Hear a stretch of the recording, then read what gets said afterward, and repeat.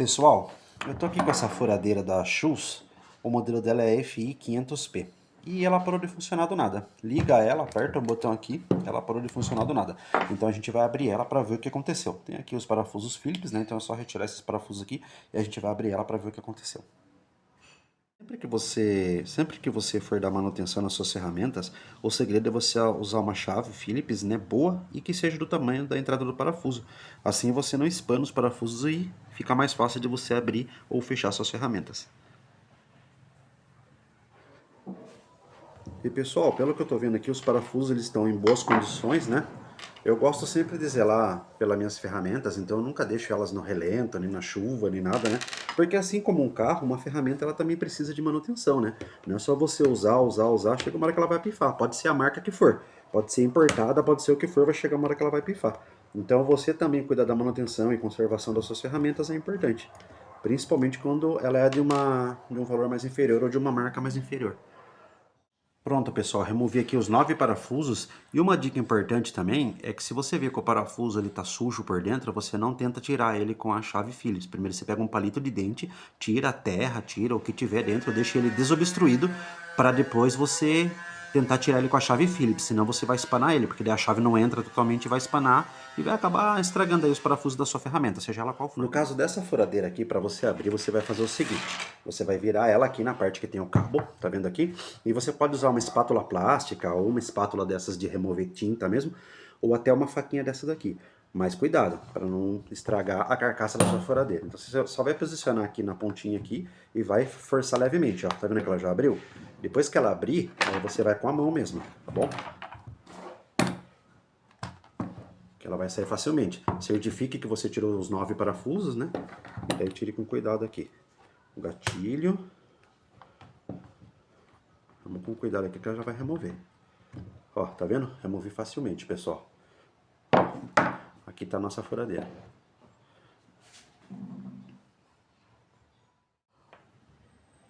O próximo teste que a gente tem que fazer, que é o primário, é o teste de continuidade aqui do cabo, né? Do cabo de energia aqui, porque às vezes ele se rompe, né? Então a gente vai colocar em uma das pontas aqui o nosso multímetro, né? Em uma das pontas e vai colocar nesse cabo marrom aqui atrás, ó.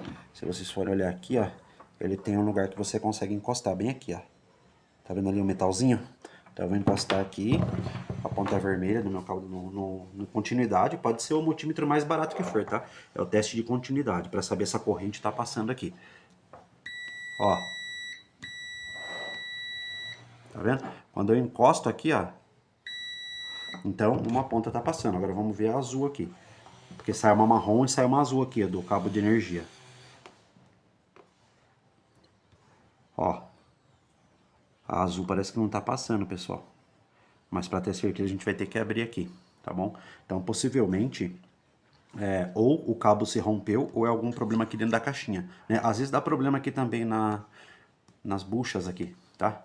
No carvão aqui, né? E pode ter outros problemas aqui também na bobina e tal, mas geralmente é isso que acontece. Então, a gente até pode notar aqui, ó, que tá meio derretidinho aqui, tá vendo? Eu vou aproximar para vocês poderem ver, ó. Tá vendo que tá meio derretido aqui, ó? Tá vendo? Então a gente vai abrir aqui para ver.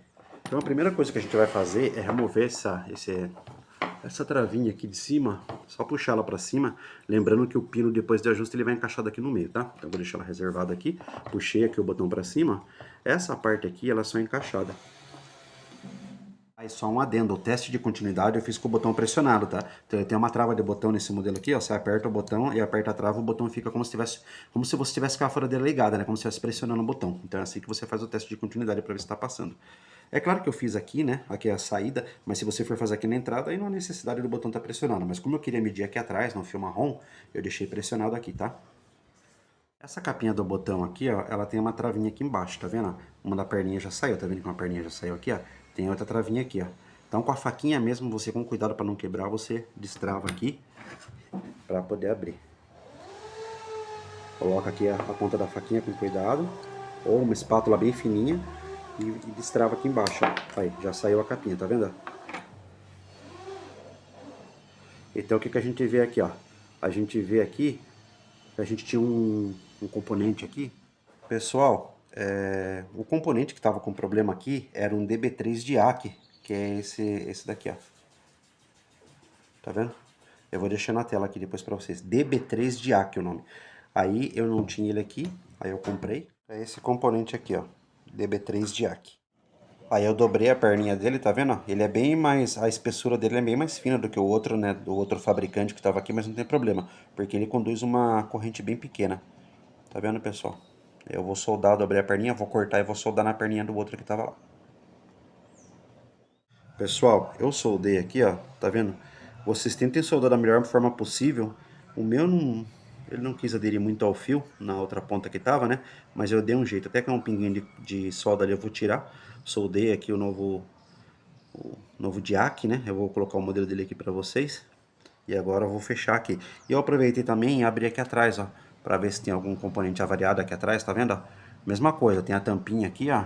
Você vai tirar os dois parafusinhos dela, né? Essa tampinha aqui, ó. Vai tirar os dois parafusinhos dela e vai ter os encaixinhos também. Tira com cuidado para não quebrar. Mas no caso aqui não tinha nada avariado desse lado aqui. Tá tudo funcionando normal. Vou fechar novamente pra gente testar. Ah, outra coisa que eu verifiquei aqui também foi o carvão, que não falei pra vocês. Ó, o carvão ele tá gasto, mas ainda tá... o carvãozinho ainda tem bastante pra gastar. Então eu acho que o problema não foi carvão. Verifiquei os dois, tá bom? Pessoal, era o DIAC mesmo. Eu já fechei o outro lado, já encaixei aqui, ó. Tá vendo? Encaixa certinho, tá vendo? Eu tô mostrando pra vocês como que encaixa aqui, ó.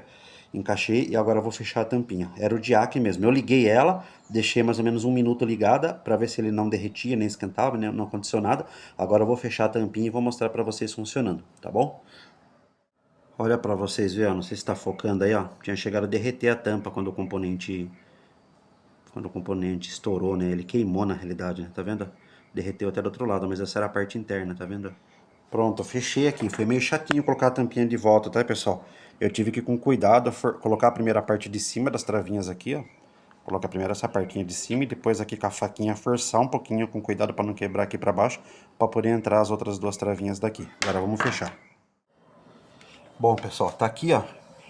Agora a gente vai fazer o teste, né? Vou ligar aqui para vocês poderem ver.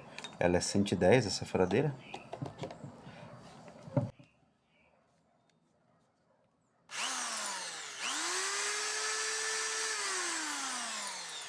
Aí, pessoal, furadeira funcionando, então fica mais essa dica para vocês aí. Outra coisa, esses DB3 DIAC, o nome do componente é DB, dele, dado, B de bola, 3 DIAC, D-I-A-C, DB DIAC, DB3 DIAC. Esses DB3 DIAC eu encontrei aqui na minha cidade, próximo de Sorocaba, né, então é bem grande. Então eu encontrei aqui numa loja de componentes eletrônicos, paguei 30 centavos.